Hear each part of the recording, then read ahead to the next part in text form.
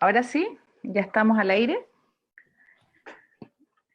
Bueno, bienvenidas, bienvenidos, bienvenidas todas las personas que en este minuto se están conectando a este segundo live que preparamos como festival Gesta, el quinto Festival de Artes Escénicas de Mujeres, Festival Gesta. Hoy día es un día muy especial porque en el contexto también del pasado 1 de mayo quisimos enmarcar este conversatorio, el Día de los Trabajadores y las Trabajadoras, para poder presentar junto al Núcleo de Género en Escena, que está conformado por artistas y investigadoras Gabriela Arroyo, Catalina Devia, Constanza Muñoz, Claudia Pérez y Carla Romero, la guía preventiva de violencia de género y discriminación en el sector de las artes escénicas y audiovisuales. Este es un instrumento de enfoque práctico y pedagógico que busca aportar al desarrollo de la conciencia crítica sobre dinámicas generalizadas de violencia de género y de discriminación en los ámbitos de la formación, el trabajo y la organización también de las artes escénicas y el audiovisual. Hoy día nos acompañan, además de nuestro equipo de producción del festival, que es la Pali, la Paola y también la Gaby Paz, está con nosotros Gabriela Arroyo. Bienvenida, Gabriela, Constanza Muñoz. Gracias. Y Claudia Pérez, quienes nos van a mostrar y nos van a presentar este material, que es un material educativo muy importante, creo, en el contexto actual, sobre cómo ir desnaturalizando ciertas prácticas que se han dado durante mucho tiempo y que generalmente generan violencia de género y discriminación en este ámbito, ¿cierto?, de desarrollo artístico. Bueno, contarles antes de pasar a la presentación de nuestras invitadas que este es un documento elaborado por el Núcleo de Investigación y Documentación Género en Escena durante la permanencia de quienes nos van a hablar hoy día de este documento a la Comisión Nacional de Género, Igualdad y No Discriminación de SIDARTE durante el 2018 y 2020.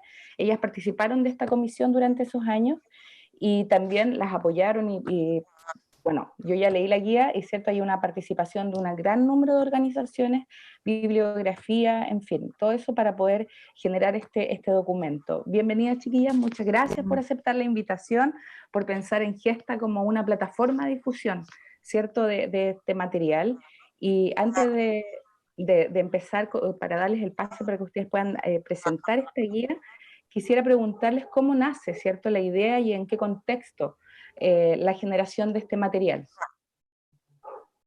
Hola Daniela, hola Pali, hola Pao, gracias a toda la organización de Gesta por este espacio de diálogo y de difusión de un instrumento que como bien dices Daniela, recoge la experiencia y las sugerencias de un importante grupo de instituciones, de organizaciones y de personas de las artes escénicas y audiovisuales que participaron de la construcción de esta guía, que se desarrolló en un periodo aproximado de 2 años. Fue un proceso muy largo,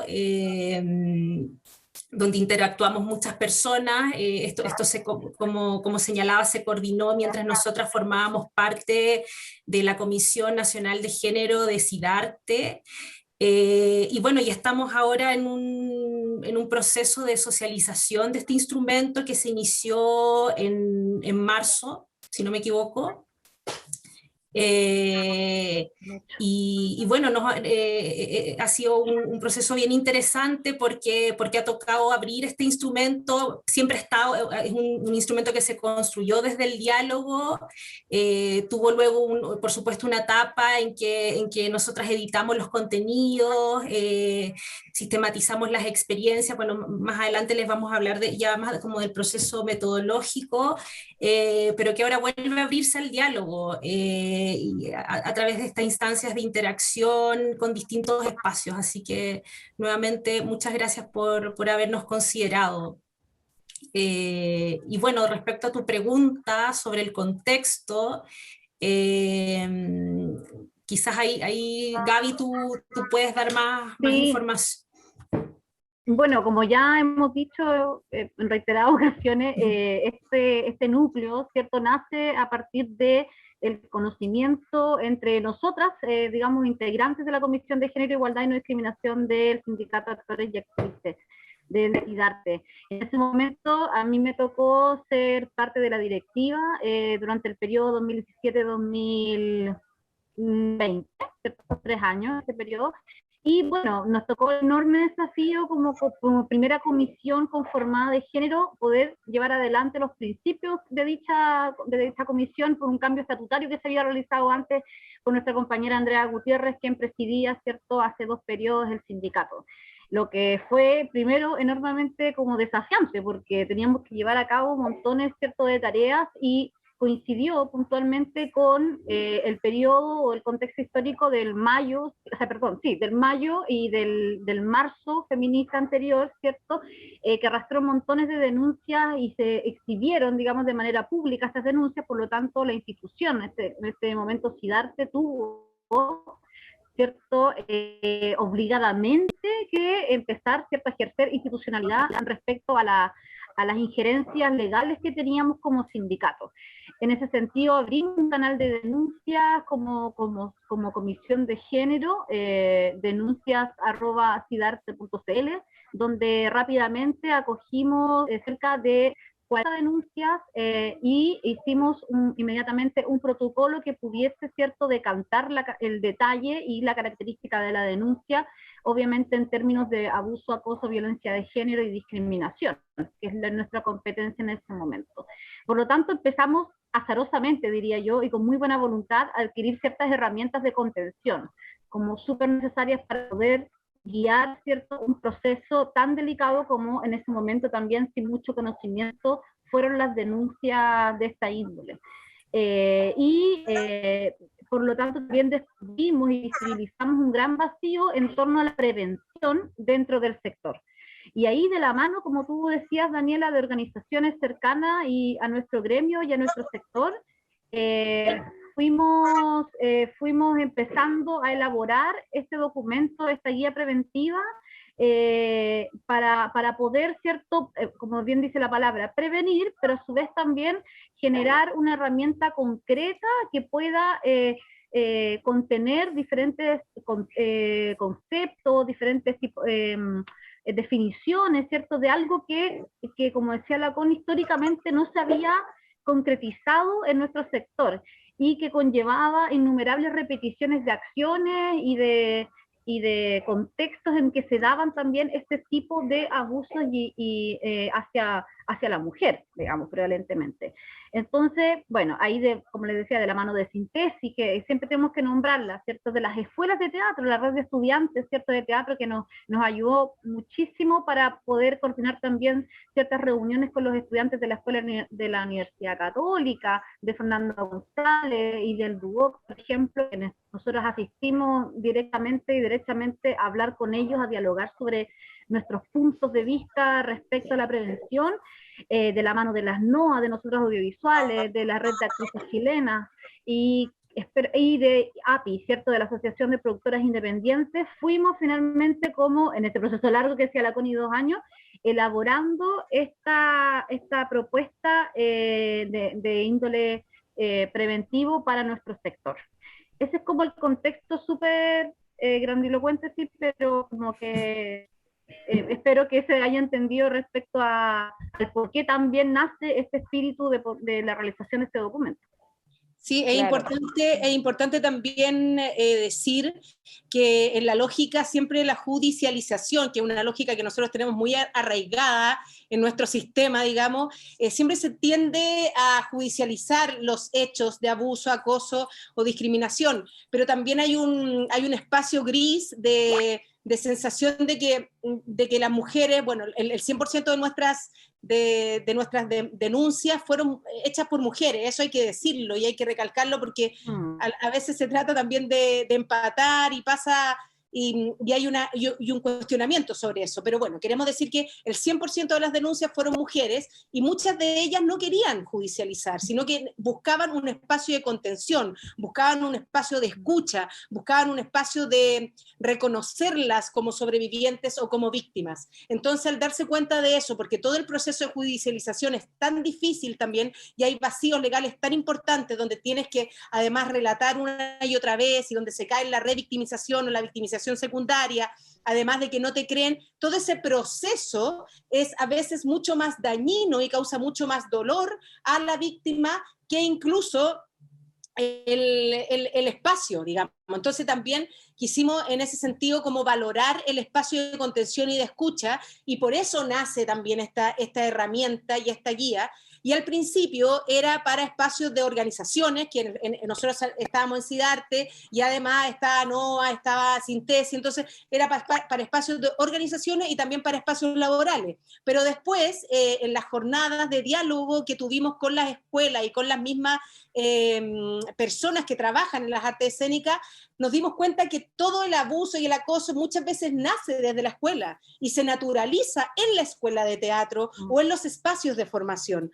Por eso también incluimos a las escuelas de teatro, a los espacios no convencionales, no académicos de formación, porque desde el primer día se empieza a transgredir una intimidad, que si el mismo profesor o profesora la naturaliza, obviamente ese actor o actriz o trabajador de las artes escénicas va a naturalizar finalmente el abuso o el acoso. Por eso era tan importante incluir a las escuelas y a los espacios de formación.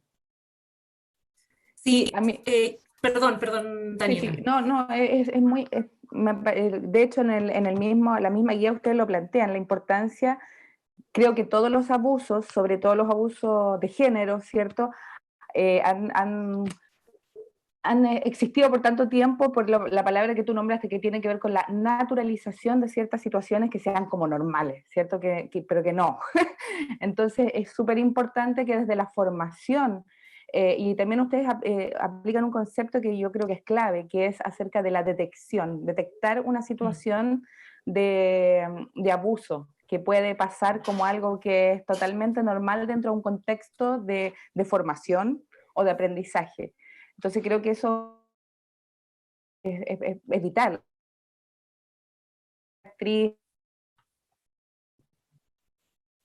Se corta, Dani. Sí, ahí se cortó la Dani. Bueno, como iba La guía comentando preventiva. Ahí sí. Ahí volviste, es que te habías cortado, Dani. Ah, Dani, pero igual quiero tomar una idea que planteaste, que se alcanzó a instalar, que tiene que ver con esto de la naturalización. Y precisamente, bueno, además del tema de la frustración de expectativas que señala la CLAU respecto a cómo, claro, esta expectativa de judicialización de las denuncias, que lamentablemente por cómo funciona el sistema judicial en Chile tienden a tener resultados que no son, por lo general no son muy felices. Entonces, claro, frente a esto surge la necesidad de indagar y construir una herramienta que apunte más bien a un cambio cultural en pos de transformar y evitar este tipo de relaciones nocivas y de violencia. Esa idea a propósito de la naturalización, como la idea de también de construir un documento que permita generar un vocabulario y un lenguaje común, porque muchas veces la naturalización de ciertas relaciones y conductas tiene que ver con que no existen las palabras para nombrar esas relaciones. Entonces, precisamente lo que apunta esta guía, este documento, es a definir clarificar con palabras concretas cuáles son aquellas prácticas y relaciones que son constitutivas de abuso, de tal manera que generemos un pacto y un acuerdo común al respecto. Y por qué era tan importante además generar un documento específico para el sector de las artes escénicas y audiovisuales, porque si bien existen ya antecedentes de otros, de guías preventivas, de documentos de los que nosotros nos servimos para construir la guía, o sea, documentos que nos sirvieron como bibliografía, como antecedente. Nuestro sector tiene características bien específicas que tienen que ver, en primer lugar, con la precariedad del sector laboral y, en segundo lugar, con la idea del cuerpo como materialidad que son específicas de nuestro sector. Estoy siendo redundante quizás, pero por eso era importante generar un documento que recogiera las experiencias y permitiera objetivar esas situaciones de violencia desde una mirada propia. Eso como para agregar y en relación a lo que planteabas respecto al tema de la naturalización. Claro, ¿les parece que pasemos a revisar la guía? Súper. Voy a compartir pantalla.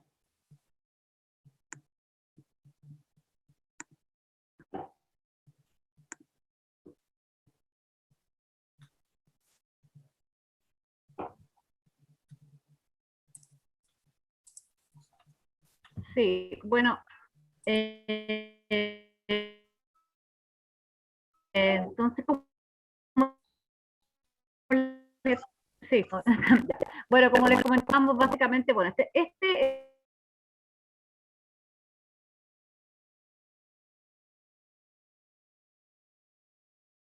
esta herramienta dentro de la guía es de uso transversal tanto para organizaciones, ciertos sindicales, instituciones, espacios culturales, para espacios laborales y para escuelas de teatro, espacios pedagógicos o de esa índole, ¿cierto? Y los principios que nos inspiran, que básicamente viene a concretizar, ¿cierto? Lo que estábamos hablando anteriormente tiene que ver básicamente con lo que nos rige como principio de igualdad y no discriminación ante cualquier ser humano, ¿cierto? Y el principio de respeto irrestricto a la vida y a la integridad física, psíquica, moral y social. ¿Pasemos a la próxima o queremos ahondar en eso? No creo. En esta guía podrán encontrar las definiciones, muy claramente lo que decíamos anteriormente, como definir claramente, clarificar, ¿cierto?, qué es violencia de género, qué es discriminación, a qué se refiere la violencia sexual, el acoso sexual, el abuso sexual, la violación, y qué entendemos por consentimiento, que entendimos como un glosario súper relevante antes de comenzar a desglosar cómo podemos identificar, ¿cierto?, como cada uno de los comportamientos o las acciones que conllevan a un caso de violencia de género, discriminación, violencia, etc. Es importante hablar del consentimiento no viciado, porque el consentimiento muchas veces se cree que finalmente es un sí o un silencio, pero ahí también se define muy bien cuál es el consentimiento no viciado, que muchas veces también se entiende que claro, que la persona no esté con estupefaciente, con droga, con alcohol, pero no necesariamente es eso, también puede ser una desigualdad de poder, estudiante-profesor, o incluso protección o regalos, o sea, el consentimiento tiene muchas dimensiones y muchos matices, entonces también ahondamos en lo que significa un consentimiento que no sea viciado. Y es a partir y que además es muy... Sí, pues que además es muy relevante, como decía la Connie, respecto a las características en las cuales nosotros vivimos como dentro de este sector, la precariedad, la discontinuidad, ¿cierto? Todo lo que habíamos. Exacto, por ejemplo, hablábamos en uno de los capítulos, se habla de consentimiento no viciado, por ejemplo, si hay alguna escena sexual o en un casting donde la actriz o el actor esté justamente con el director y le está diciendo en ese momento, y claro, puede ser que la actriz o el actor acceda a hacer una escena, pero ahí hay un estrés, en el fondo el consentimiento es a través de un estrés, entonces cómo eso se puede prevenir también. Pero eso vamos a ir más adelante. Dale, Gaby o Connie. Bueno, y decirles que claro, que como les decíamos anteriormente, clasificamos algunas formas para visibilizar de manera muy pedagógica, pero también clarificando, ¿cierto?, que se puede relacionar con la violencia sexual de género, de discriminación, y ejemplificando, ¿cierto?, como les decía, conductas asociadas, con el fin de ayudar a su reconocimiento y visibilización y prevención. Aquí si quieres. Sí, no, solo agregar como que hay una parte súper importante en términos de la estructura de la guía que está precisamente dedicada a establecer ciertas definiciones, a tipificar y clasificar ciertas conductas asociadas precisamente con ese objetivo de poder generar un marco de conocimiento común. Y ahí, claro, para la construcción de definiciones de violencia de género, discriminación, nos guiamos por varios definiciones de documentos internacionales, como que tratamos de aquellas definiciones que son más amplias y menos consensuadas, poder hacerlas y llegar a definiciones lo más completas y complejas posibles. Y bueno, en el caso ya de la violación y del abuso sexual que están tipificadas por ley, ahí se citan las definiciones textuales de la ley.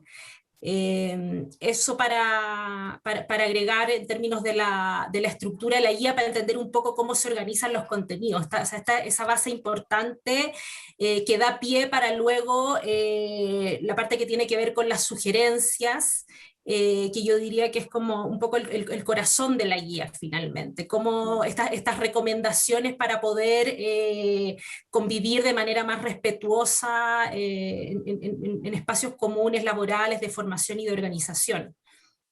Sí, también hablamos siempre como de un pacto social, de un pacto de vocabulario, en el fondo teniendo estas definiciones, llegamos a un pacto que estamos todos de acuerdo en que esto es violencia, es abuso, es acoso, por lo tanto ahí después, claro, la sugerencia parten desde, ¿se entiende? Es como hay un piso, digamos, claro, que es el que quisimos dejar nosotros en claro, que muchas veces cuando estábamos elaborándolo también nosotros decíamos, chuta, de tan abajo hay que partir, pero claro, finalmente como se ha naturalizado tanto el acoso, es súper importante partir desde la A, o sea, desde el piso más, desde las bases, digamos. Entonces, como para hablar también de este pacto o acuerdo social de lo que significa violencia de género y discriminación. Sí, perdón, una última cosa que creo que es importante enfatizar respecto a lo que dice la Clau, como esta idea de un piso base. O sea, claramente todos los contenidos de esta guía, las definiciones y las objetivaciones de las formas de violencia no agotan la realidad y las posibilidades de manifestación que existen de la violencia, y la idea es poder seguir construyendo y conversando sobre este piso. En ese sentido, la guía se presenta como una especie de hoja de ruta, como una superficie, una plataforma de conversación que necesita ir retroalimentándose en el camino, y por eso también son tan importantes instancias como estas, en que podamos dialogar en torno a los contenidos que aquí se presentan. Eso solamente para agregar. Seguimos entonces con las formas de violencia de género. Está la violencia laboral, como por ejemplo la desigualdad salarial, la violencia económica, como ejemplo el control a través del dinero, que era lo que hablábamos hace un ratito, la violencia mediática, reproducción de estereotipos de la representación social, violencia sexual, imposición de actos de connotación sexual, violencia gineco-obstétrica, control del comportamiento reproductivo, violencia de Estado, violencia por fuerzas policiales hacia las mujeres y disidencias de género en contexto de manifestaciones políticas. Entonces ahí vamos poniendo, bueno, en la guía podemos encontrar otros ejemplos y otras dimensiones más profundas de cada uno de las definiciones y formas de violencia. Las formas de discriminación por nacionalidad u origen étnico, ejemplo, dificultar arbitrariamente la integración laboral, discriminación por género, ejemplo, interrogar en contexto de entrevista de trabajo por planificación familiar. Todas hemos vivido alguna vez que te preguntan, oye, ¿y tú pretendes tener hijos, estar embarazada? Entonces ahí finalmente se genera una discriminación que es muy naturalizada hacia las mujeres, por edad, limitación de oportunidades laborales a personas mayores de edad, que eso se ve mucho en nuestro trabajo, política o ideológica, obstrucción en la postulación de personas a cargos de representatividad en el contexto organizacional con base en su ideología o militancia política. Esos ejemplos de formas de discriminación que también encuentran otros en la guía. Si quieres, sigue Connie o Gaby. Sí, solo Dale, dale Connie. antes de que para darte el pase, Gaby, lo que, claro, solo decir que claro, que en el fondo para quienes estamos más relacionadas con temas, o sea, con la perspectiva de género o con el feminismo, que es el feminismo crítico, una perspectiva feminista crítica, estas pueden parecer obviedades, pero hay que partir de la base que no son necesariamente nociones comunes. Entonces, la importancia de poder agrupar estas definiciones en un instrumento es precisamente poder volver estos términos parte de un lenguaje común, donde todos podamos reconocer que este tipo de situaciones, este tipo de relaciones, este tipo de prácticas son constitutivas de violencia.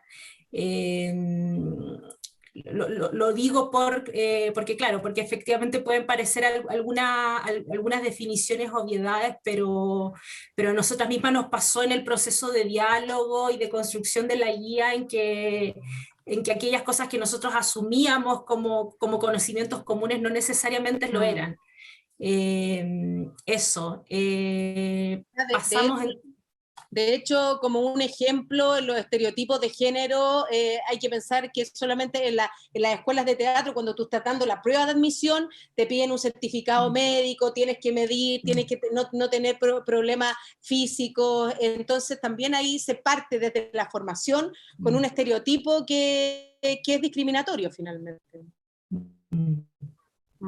Sí, yo creo que eso fue ejemplo, enriquecedor también como parte del proceso para compartir con ustedes y que siempre, claro, como dice la Connie, en el momento que abrimos la guía, empezamos a dialogar, descubrimos más, digamos, como no definiciones, pero más sensaciones y ejemplos que tienen que ver o que se enlazan con las definiciones que estamos dando en esta guía.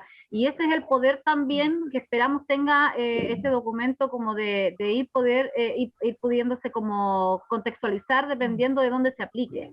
Y eso es la apertura también que tiene esta herramienta. Y respecto al acoso sexual, definimos dentro de la guía los no verbales presenciales, por ejemplo, las miradas persistentes o sugerentes de carácter sexual, que son, muchas hemos vivido sin duda, verbales presenciales, los comentarios relativos al cuerpo, por ejemplo, o apariencia de una persona, las manifestaciones físicas, acercamientos, arrinconamientos, persecuciones, etcétera, extorsiones, amenazas o ofrecimientos, ejemplo, las promesas y ofrecimiento de beneficios a cambio de favores sexuales, las manifestaciones por medios digitales, que quizás ahora esté muy en boga, no lo estamos viendo, ¿cierto? Ya que estamos dentro de este formato, el difundir fotografías o videos íntimos o con contenido sexual sin consentimiento de quien participa.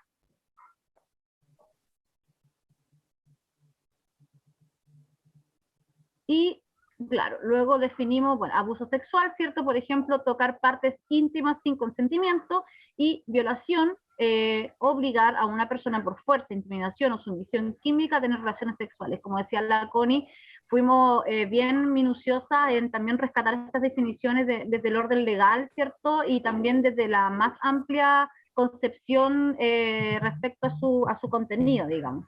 A los diferentes también miradas que existen respecto a estas definiciones. Ahora la violación efectivamente está tipificada por ley en Chile y por lo tanto es bien clara respecto a su definición. Nosotros más que nada como que la acomodamos al contexto de la guía. Digamos Claudita, yo creo, ¿no? O algo, sí. Bueno, identificamos 8 ámbitos que aquí ya entramos como al plano, ¿cierto?, de la construcción preventiva o de la atención a distintos como ámbitos, como dice bien el texto, o espacios, ¿cierto?, donde podemos evidenciar, ¿cierto?, conductas o acciones que se relacionen directamente con estos conceptos asociados a la guía, y que para estar atentos, ¿cierto?, y para, como decía la chiquilla, como visibilizar cuando estos sucedan y poder prevenirlos. Bueno, sí, básicamente es eso. Los 8 ámbitos son el contacto físico. Aquí podemos ir parando, si quieres, para que... Sí. El contacto físico. Dale, Claudita. Bueno, importante también para empezar estas sugerencias, es que justamente este corazón de la guía es la invitación también a cada uno de los territorios, cada uno de los espacios, a definir también sus propias sugerencias, porque yo creo que aquí, aunque tengamos muchas sugerencias que nacieron en estos 2 años que nosotros elaboramos e hicimos jornada, siempre aparecen más sugerencias y aparecen más situaciones que se nos escapan. Entonces, justamente la invitación en estos espacios de visibilización y de difusión y de diálogo es justamente de invitar a toda la gente que nos escucha, que nos ve, de leer la guía y también buscar estos espacios de sugerencia para cada uno de los espacios de trabajo o de formación o de organización que cada uno de los contextos está viviendo. Sí, bueno, nosotras decimos que este es un poco el corazón de la guía porque fue donde se produjo el espacio de diálogo más intenso en el fondo, donde aquí hubo o sea, estos ámbitos de sugerencia se construyeron desde la experiencia y desde las orientaciones y las perspectivas que aportó cada una de las instituciones, organizaciones y personas que participaron de este proceso. En ese sentido fue un trabajo súper dialógico, por algo duró lo que duró también, y ahí fuimos, claro, identificando estos distintos ámbitos que también fueron transformándose a lo largo del proceso. Yo creo que, bueno, de alguna manera la mitad del desarrollo de la guía nos pilló la pandemia y eso también trajo otras especificidades, otras realidades que nos hicieron profundizar, que señalaba la Gaby, en la violencia digital o en contextos de comunicación digital. Eso era algo que nosotros en una primera instancia a lo mejor no habíamos considerado con tanta fuerza y cuando ocurre la pandemia y nos volcamos a este escenario de encierro, esta dimensión adquiere otro protagonismo.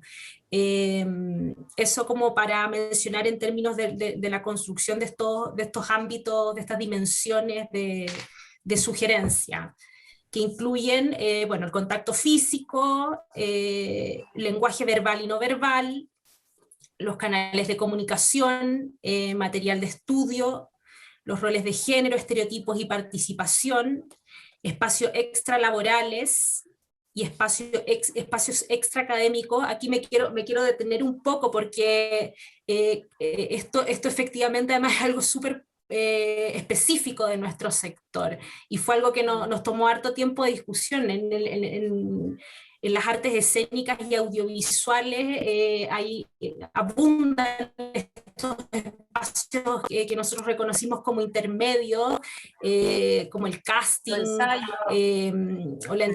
los ensayos, claro, donde no hay una sujeción o una relación laboral, sino que son muchas veces espacios que anticipan ese tipo de relación y por lo tanto quedan al margen de la ley en casos de que se produzca algún tipo de violencia. Entonces nos pareció súper importante dedicar un espacio para estos, valga la redundancia, espacios intermedios. Bueno, lo mismo en el ámbito académico, a propósito de los ensayos u otras relaciones que sean fuera del ámbito propiamente educativo. Y por último, y creo que es uno de los ámbitos centrales, el que se vincula con las prácticas y relaciones con el cuerpo. Voy a decir algunos ejemplos de cada una de estas sugerencias. Por ejemplo, en el contacto físico debe ser siempre pertinente para la actividad que se está desarrollando y contar con el consentimiento de las personas involucradas. En el ámbito de formación, por ejemplo, debe tener siempre un propósito pedagógico debidamente explicado por quien guía la actividad. Eso como para que se hagan una idea de los ejemplos de las sugerencias, que a veces también parecen súper obvias, pero que son súper necesarias, sobre todo en nuestro trabajo dónde se transgreden ciertos límites de intimidad. Sí, eso, perdón, eso fue algo súper interesante que apareció en las conversaciones respecto al propósito pedagógico de ciertas relaciones que se producen en el marco de la formación, porque hay que reconocer que la pedagogía teatral como una disciplina es algo súper reciente, entonces muchas veces todas estas prácticas y metodologías en los espacios académicos vienen de formaciones o de decisiones que son súper intuitivas. Entonces, muchas docentes precisaron esta necesidad de siempre enmarcar estas relaciones dentro de un objetivo que fuera pedagógico.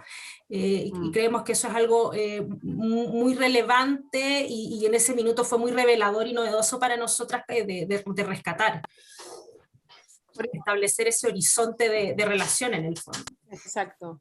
Bueno, por ejemplo, en lenguaje no verbal se sugiere evitar bromas, alusiones personales, sociales y culturales agraviantes, menciones o sugerencias sobre la apariencia física, sobre la vestimenta, así como cualquier expresión verbal o no verbal que pueda constituir una discriminación arbitraria o causar daño moral y emocional de las personas independiente del rol o jerarquía que cumplan. Se debe también enfatizar en el uso del lenguaje no sexista, no discriminatorio que contenga cualquier tipo de violencia, por ejemplo, hacer referencia, no sé, al ciclo reproductivo y tantas otras cosas que uno tiene tan naturalizado, como andáis con la regla, oye, yo creo que es súper importante como cuando uno le pone palabra a las conductas naturalizadas, es cuando uno dice, chuta, en realidad esto que dije es una forma de violencia y se sugiere claramente qué es lo que no hay que hacer.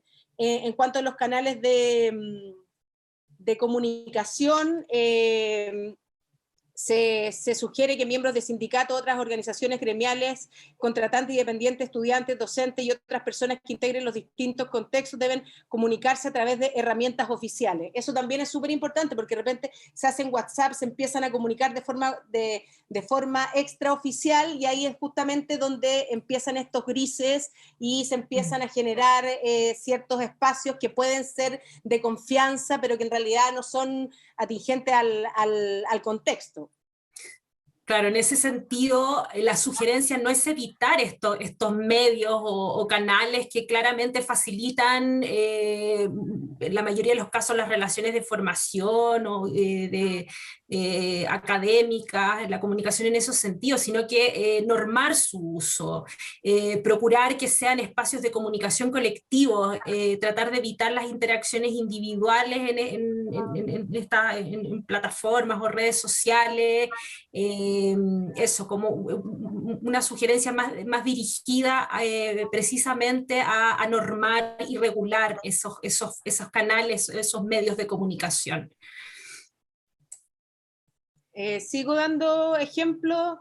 Por ejemplo, en material de estudio se sugiere la aplicación de paridad en la selección de material de estudio o de trabajo, guiones, textos dramáticos, bibliografía, referentes audiovisuales, gráficos, textuales, así como la permanente revisión y actualización de los referentes. Bueno, eso también es un tema que está súper conversado en todos los espacios feministas, que claro, las mujeres en la literatura, en la dramaturgia y en todos los textos de estudio en general están invisibilizadas.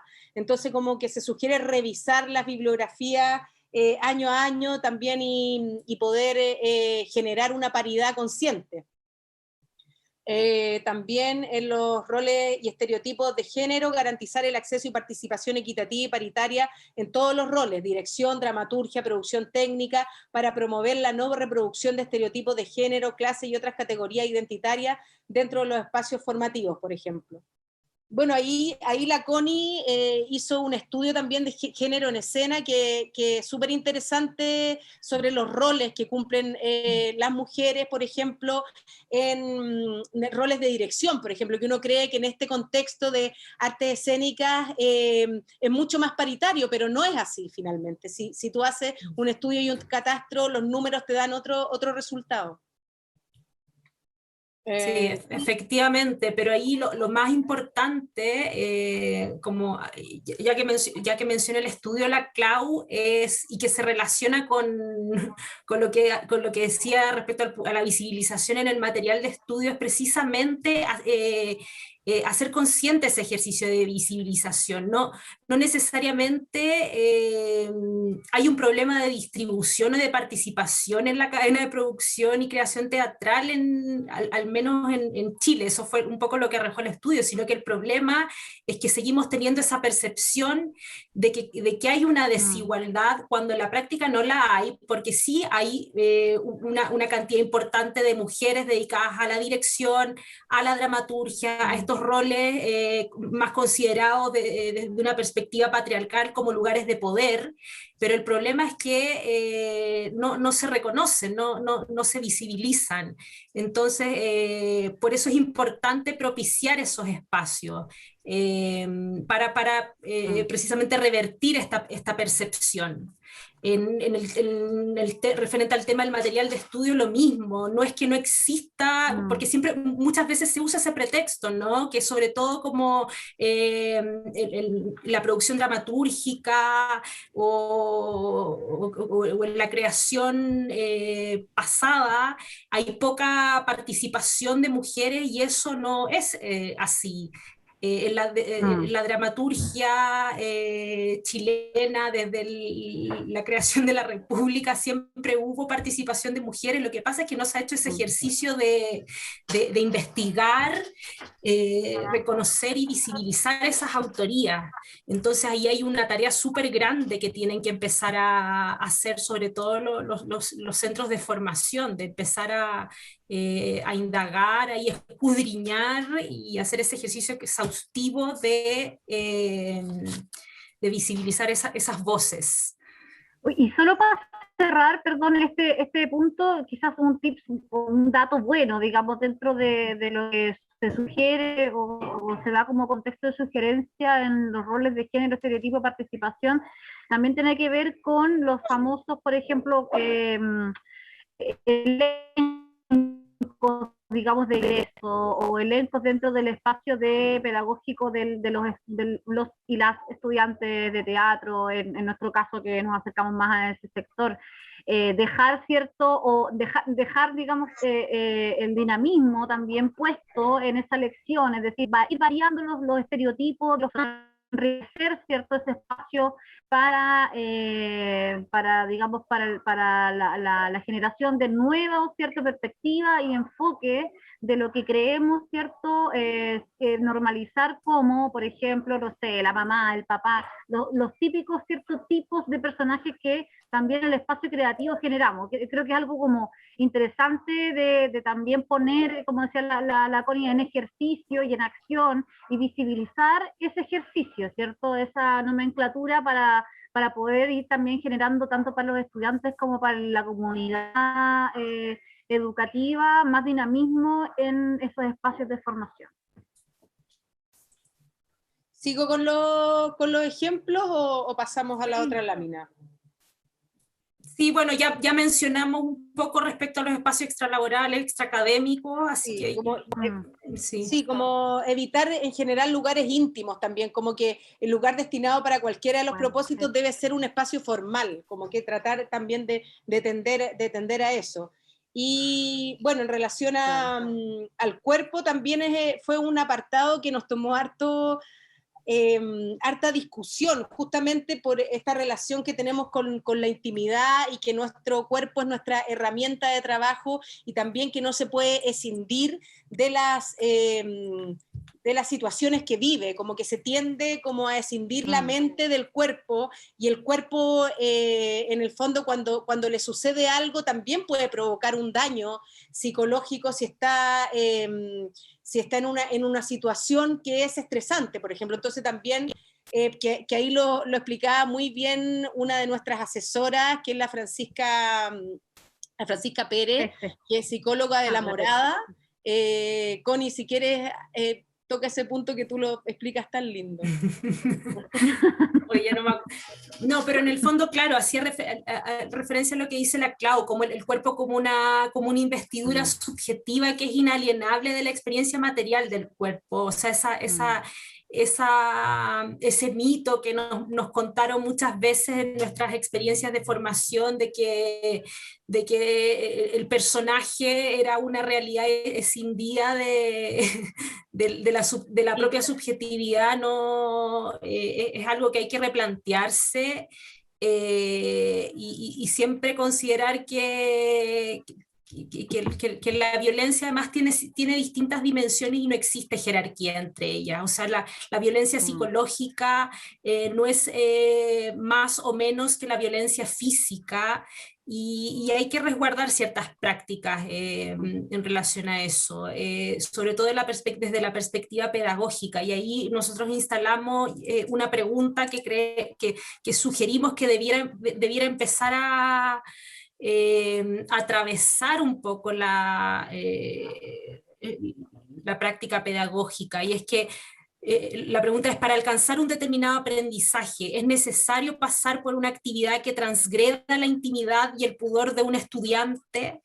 Esto es súper importante, sobre todo para el aprendizaje, la enseñanza de determinadas poéticas, sobre todo contemporáneas, donde un poco se propicia esta transgresión del cuerpo, y lleva muchas veces a los estudiantes a situaciones de riesgo y de sobreexposición que hemos creído hasta ahora que son necesarias, pero quizás hay otras formas de enseñar y aprender esas poéticas que no necesariamente impliquen esa transgresión del cuerpo. Entonces, eso, como invitar a los docentes a integrar esa pregunta en sus procesos. Oye, y para finalizar, algunas sugerencias que dejamos en la guía que tienen que ver con la incorporación de perspectiva de género en mallas curriculares, programas y planes de estudio en contextos de formación, crear canales de denuncia, es súper importante, pero cierto también espacios de contención y acompañamiento psicológico y jurídico, y crear comisiones de género, departamentos, unidades, ¿cierto?, que orienten a formar, prevenir y a conducir procesos en caso de denuncia. Crear protocolos, ahí está, que permitan dar respuesta y conducción en caso de denuncia de acoso, abuso y violencia de género.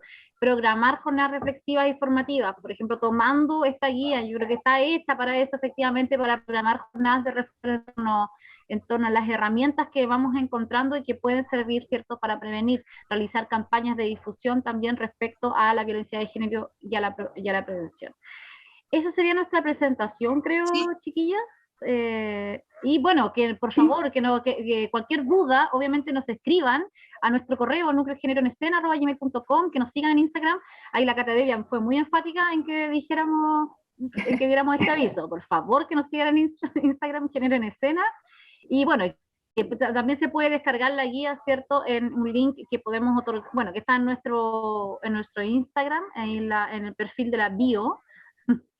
Y cualquier duda, por favor, que nos contacten. Sí, y les invitamos a revisar este documento, a generar diálogos autónomos en sus espacios de formación, laborales, de organización.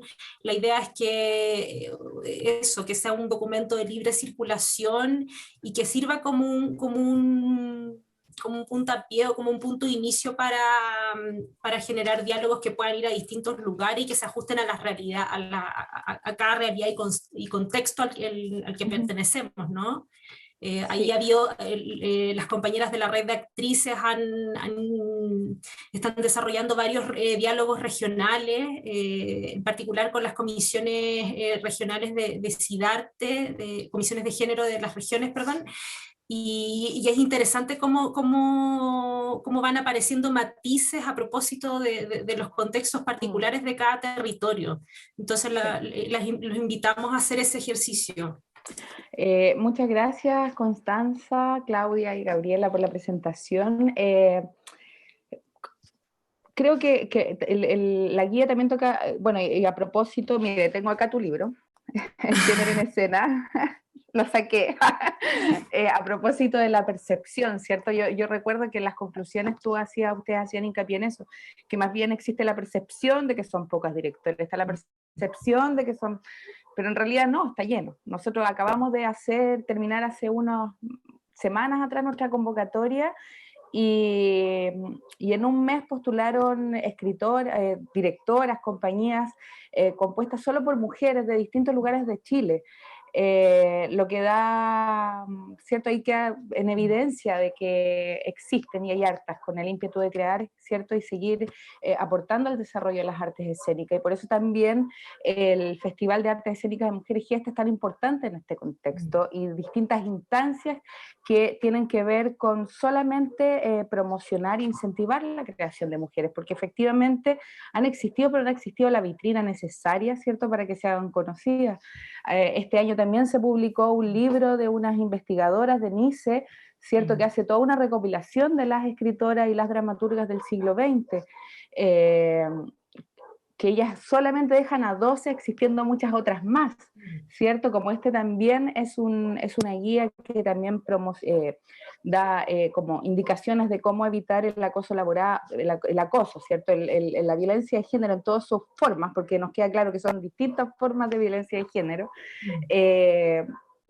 También está el caso del FEMCINE, ¿cierto?, el Festival de Cine de Mujeres, donde recuerdo que partió la pandemia y ellos tuvieron que hacer el primer festival online, y recuerdo que estrenaron el documental de Alice Guy, que era una cineasta francesa que aportó mucho al cine, y en la memoria solo tenemos a los hermanos Lumière, solo hombres, cuando las mujeres siempre estuvieron ahí. Entonces creo que todos estos espacios de difusión hoy día son fundamentales para empezar a romper con esos mitos. Oye, hay un jardín infantil en Valparaíso que se llama Alice Guy. No te puedo creer. Mira. Además en honor a Alice Guy. Sí. Además que en relación a lo que habla la Dani, también es importante los temas, porque también se tiende como a caricaturizar los temas de mujeres, como que hay temas de mujeres, y yo participé en el WIPI, Sí. Bueno, y ahí te das cuenta que hay de todo tipo de temas, o sea, se toca la ficción, se toca el terror, o sea, hay una multiplicidad, hay una heterogeneidad de temas que no tiene que ver con el género ni con la mujer, o sea, que en el fondo también uno abarca mucho más espacios de lo que se tiende. Efectivamente. Ahora yo no sé si Gabriela, la Paola o la Paula tienen algún comentario, alguna pregunta para las chiquillas del núcleo. Bueno, a mí me pareció muy, muy interesante el documento. Lo revisé con una compañera que es del audiovisual y se sorprendía mucho, por ejemplo, como el asunto de los castings. De verdad lo hacen, no sé, postular a la escuela con bikini y los castings ya hacen esto, y de verdad pasa esto.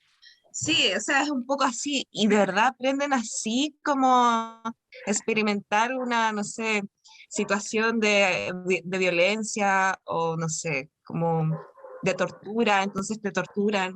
¿Cachai? Veo que hay una situación súper arcaica que, como ustedes plantean, claro, se naturaliza caleta, y siento súper importante abrir el diálogo a cosas que, claro, nosotros vemos que es tan normal, pero hay tantos tipos y tantas situaciones de violencia existentes. Con respecto a esto, pensábamos como en la parte esta de denuncia, ¿cachai? Cómo todas estas denuncias que ustedes aquí plasman en el libro se hacen legales, ¿cachai? Y se convierte en una ley, porque esta es una guía, ¿cachai? Entonces, es bacán eso, pero yo pensaba, ¿por qué esto no es ley, no es así? Y como qué pasos es como los que tenemos que llegar para que esto suceda, como eso. Como también después pensé, sería bueno una guía de denuncia, como, ¿cachai? ¿Cómo denuncio? Lo que creo, Gaby, de tu pregunta, justamente el viaje que nosotras tuvimos, porque uno tiende a pensar en esa lógica, en la lógica de la judicialización, Claro. y también hay otras lógicas. También hay otras lógicas, ¿por qué? Porque en el fondo la judicialización, los juicios, tienen un viaje de testimonio, y ese testimonial muchas veces causa más daño a la víctima que la propia reparación, incluso. Claro. Entonces también hay que tener como salir un poco de la caja y ver las distintas formas de reparación. Yo te lo digo porque yo trabajé con niños en explotación sexual durante muchos años y fui parte de esos juicios y vi esos testimonios de los niños y niñas que pasaban una y otra vez por su abuso, y muchas veces esos niños y niñas quedaban mucho más dañados. Yo no digo que no tiene que suceder, yo creo que sí, los culpables tienen que castigarse y todo, pero hay una lógica punitiva que solamente se preocupa o pone el ojo en el acusado y no en la víctima. Y yo creo que es súper importante sanar a la víctima, porque es muy difícil de probar un acoso o un abuso. Muy difícil, sobre todo en una sociedad que ni siquiera tiene un pacto social de lo que significa un acoso, un abuso, una naturalización. Entonces, por eso nosotros como que vamos antes de eso. Y yo creo que lo otro se va a ir dando a través del tiempo también, cuando uno deje de naturalizar estas situaciones. Pero en el fondo, para cambiar la lógica también, que tiene que ver con acoger y escuchar a la víctima y poner a la víctima en primer plano, y lo que ella o él o quien sea, digamos, quiera, porque también hay que preguntarle a la sobreviviente o al sobreviviente lo que quiere. Entonces, justamente... El nivel de exposición, finalmente, que se ven envueltas. Sí.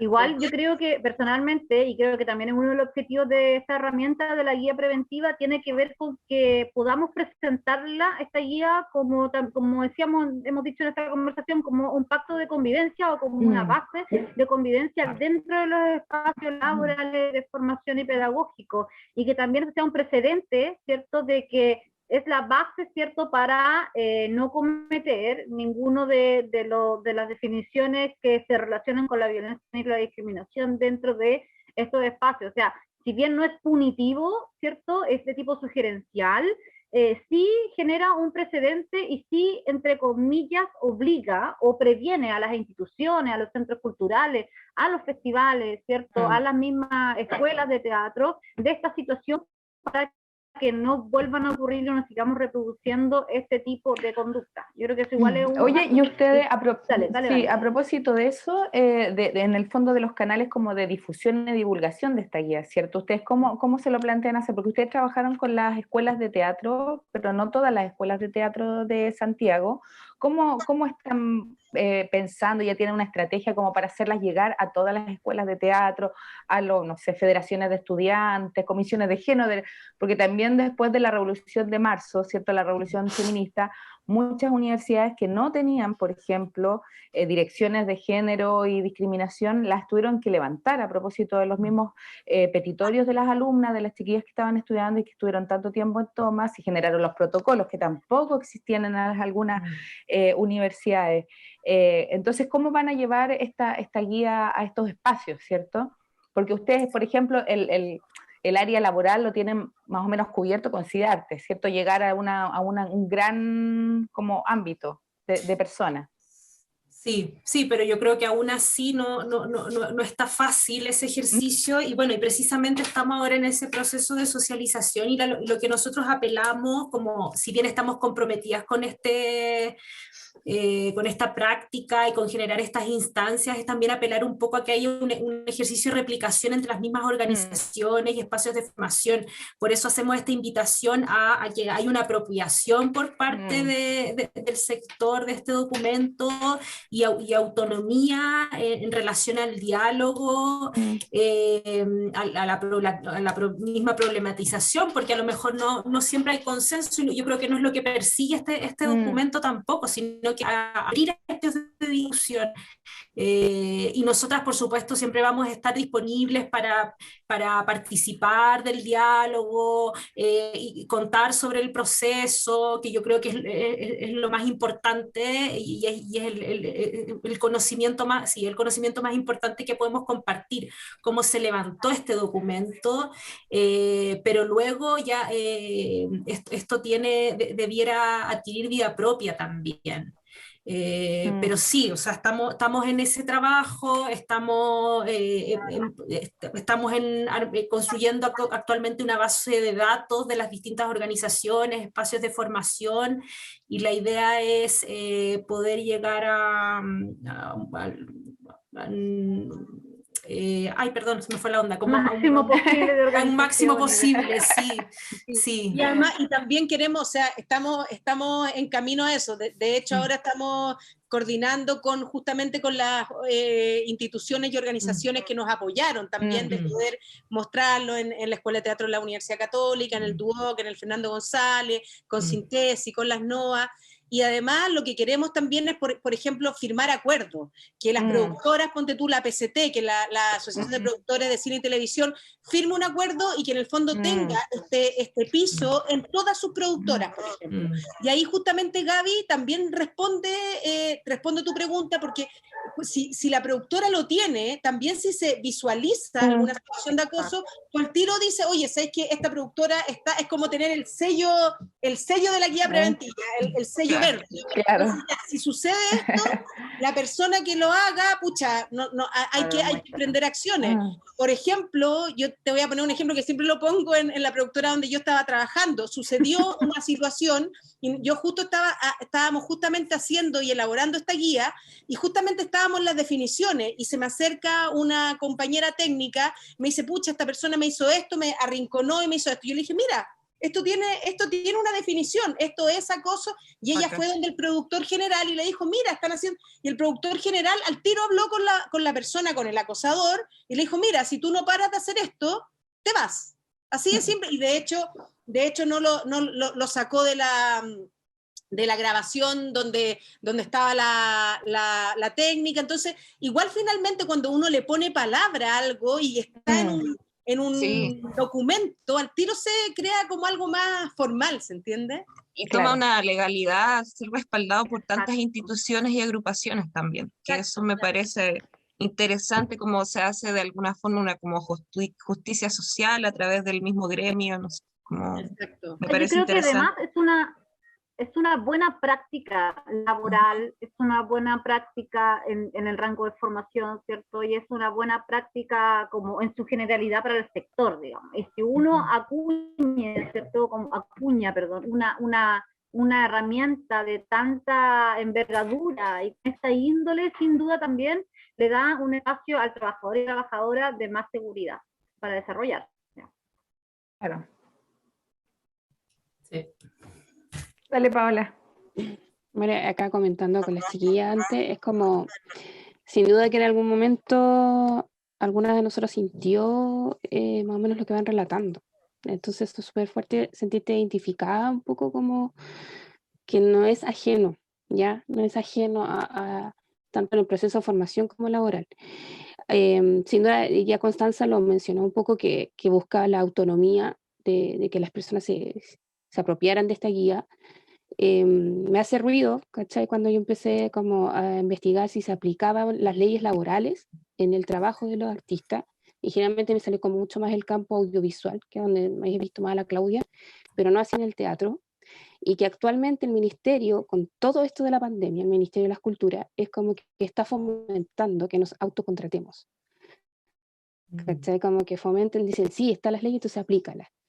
Y aquí me hace como una duda, como decir, porque no es su pega, po. Entonces, ¿de qué manera podemos aportar para que realmente, si esto llega a las escuelas de teatro, se aplique realmente? ¿Cachai? Como que no solamente lo tengan, digamos, hoy lo tengo aquí, lo tengo archivado, lo tengo en la oficina del jefe de carrera, ¿cachai? Pero no, hago una sesión de un día, las invito, hago el teatro, hago como el evento, pero que ahí.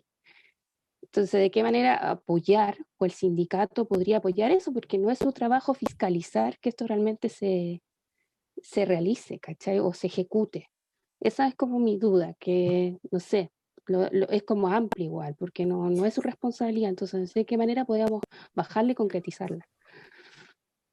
Sí, yo creo que es complejo, Pao, o sea, a ver, al ser un documento que tiene una orientación preventiva y un foco de sugerencia, claro, no es un documento vinculante en términos de que pueda exigir un compromiso de parte, parece que me pegué.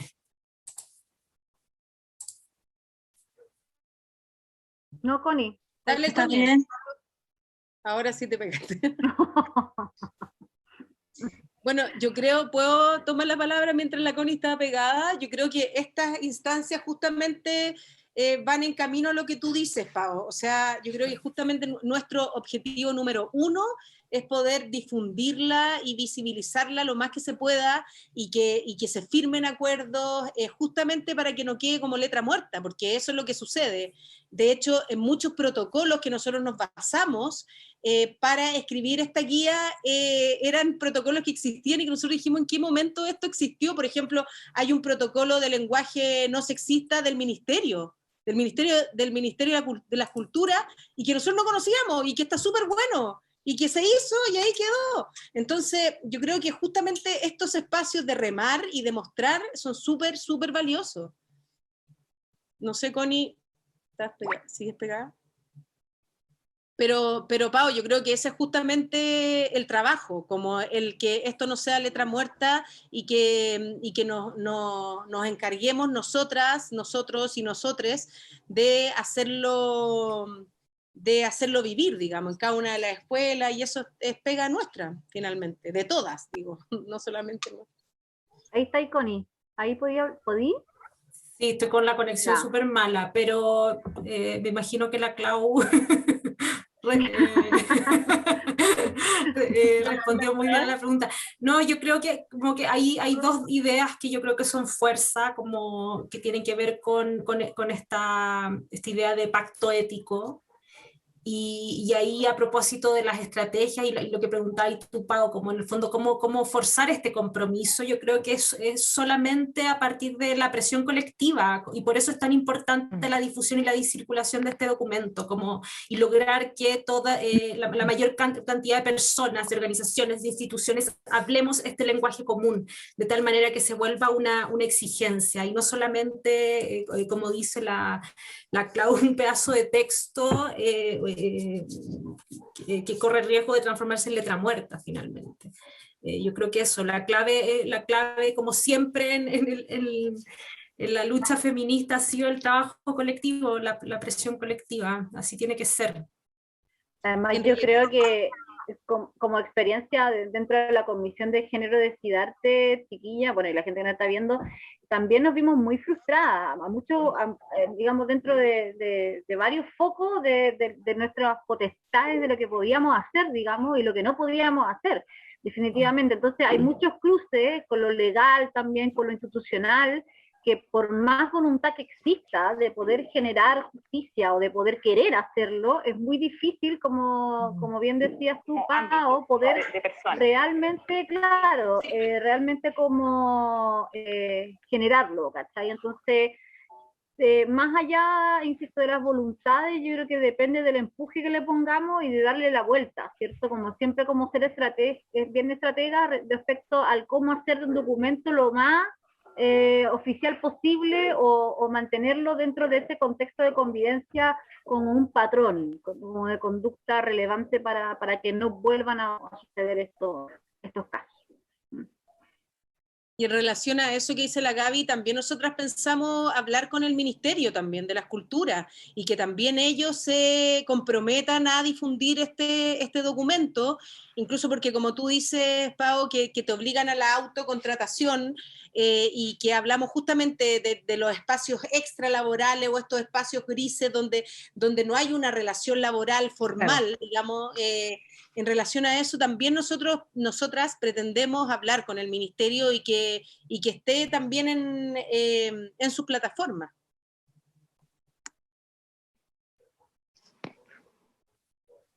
Sí, ¿hay Pali, algún comentario? Sí, yo quería, a modo de reflexión, más que nada, mencionar, hay una parte del manual que habla acerca de no sé si en entrenamiento en específico o a mí se me vino eso a la cabeza de la escuela, que no podría, o sea, que no iba a ser, o sea, que no debería ser obligatorio tocar partes del cuerpo de tu compañero o que te toquen a ti partes de ti sin que tú no quieras. Y como que me remonté a la escuela casi 10 años atrás y digo, ¡oh! Y me voy como a la última obra que vi de La Niebla, no sé si la vieron, que hizo Edward Stevenson, donde uno de los personajes le dice a la patrona, se podría decir, es que yo ya no pienso igual que antes, pues señora, no recuerdo el nombre. Entonces ahí yo digo, ¡oh, qué increíble! Cómo, no sé si es la inmadurez o que uno entra chica, o también, claro, todos estos cambios de paradigmas que se ha dado también a través del paso del tiempo y, y cómo caíamos en esa ingenuidad de dejarnos pasar a llevar, y no solo de esa manera física, sino también de creer que porque te están así mano dura, y porque te están así tratando mal, es porque te están enseñando bien. Y al final, de alguna manera, te terminan de a poco destruyendo un poco y mucha gente en la escuela termina desertando porque no puede con esos malos tratos. Entonces, como modo de reflexión, como que leer el manual fue muy fuerte, fue así, oh, fue una cachetada diciéndome así, oh, todo esto era muy violento. Y esperando que también, de verdad, esto, como dice la Pau, ojalá existiera alguien que pudiera así como fiscalizar que esto realmente se cumpliera, pero claro, queda en manos de todas, de todos, de poder generar que esto se difunda. Entonces, como que ese es el llamado finalmente, como que esto realmente se difunda y que, claro, y me llama la atención también que es como casi una certificación como esto de sin crueldad animal, como sin violencia en las artes escénicas, como que te van a tener El que sello. tener un certificado. Así. Sí. Increíble. Y eso debería ser.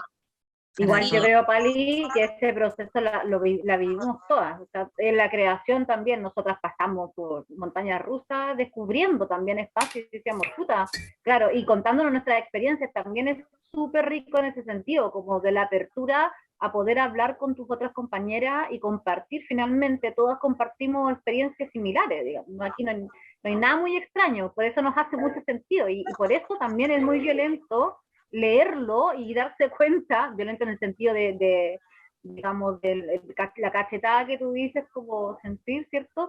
Efectivamente es un fenómeno, porque que te lo escriban y tú leerlo y verlo concretamente así de declarado es muy fuerte, es muy fuerte. Entonces, por eso es súper bueno que se comparta, como que no te sientas tampoco sola, sino que lo puedas como lo podamos dialogar constantemente tú con tu grupo, cada una en su espacio, para empezar a reproducir lo que no se debe reproducir jamás, digamos, o no volver a reproducir. Sí, y además importante, Pali, también que no es ingenuidad. Lo que pasa es que uno, cuando entra a las escuelas, tú justamente eres un cuaderno abierto, blanco, para que te enseñen, y si el primer profesor, la primera profesora que te toma, naturaliza esa violencia, tú obviamente vas a aprender así.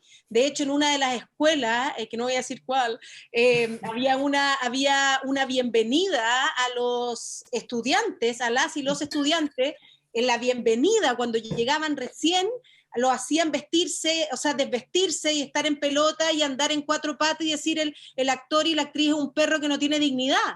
Esa era su bienvenida a la escuela a los 18, 17 años, o a la edad que llegues, pero imagínate después de ese paso, donde tú dices y lo repites como programación neurolingüística, donde tu cerebro aprende justamente a que el actor y la actriz es un perro que no tiene dignidad, y que no piensa, y que hace lo que el director o la directora dice.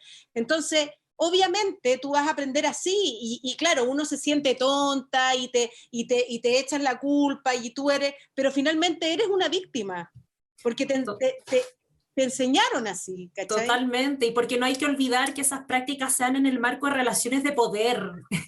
que eso, entonces, claro, no hay ingenuidad en ese sentido.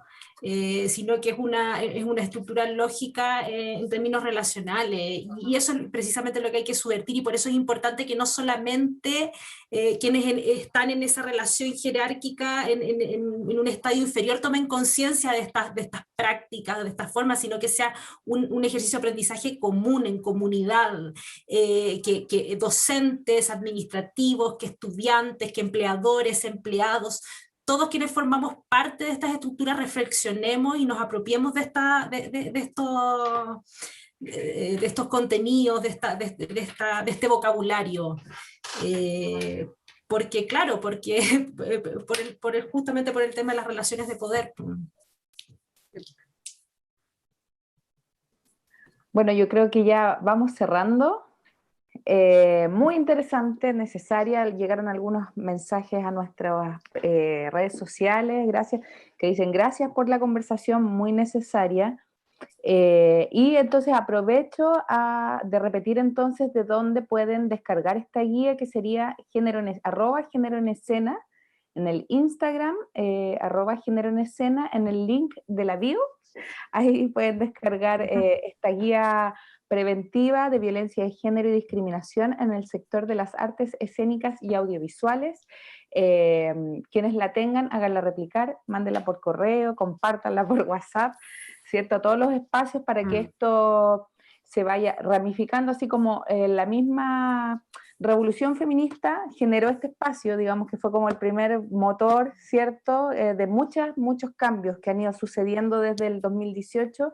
Hay que seguir replicando, hay que seguir movilizando todas las energías para que finalmente, ¿cierto? El patriarcado y esa herencia de dinámicas de poder, ¿cierto? Que afectan tanto a mujeres, disidencias, sean erradicadas en el corto plazo. Así que muchas gracias, sí, chiquillas, por hacernos ustedes, porque ustedes nos hicieron la invitación en primera instancia. Muchas gracias por pensar en el Festival Gesta como plataforma de difusión de esta guía. Recordarles también a las personas que nos están viendo y que después van a ver la repetición de esta grabación, que nosotros partimos con todo el festival en junio. A finales de junio y julio vamos a estar con las obras seleccionadas, con las 8 obras seleccionadas. Dentro de poco también se van a abrir las postulaciones a los talleres, 2 talleres que tenemos dentro del festival. También talleres dictados por mujeres, por una dramaturga y una artista, una diseñadora escénica. También que nos sigan en las redes, @festivalgesta, y eso, pues muchas gracias por acompañarnos hoy día. Así que nos vemos. Muchas gracias. Muchas gracias. Muchas gracias por la discusión. Gracias, querida. Gracias a ustedes, chiquillas. Cariños.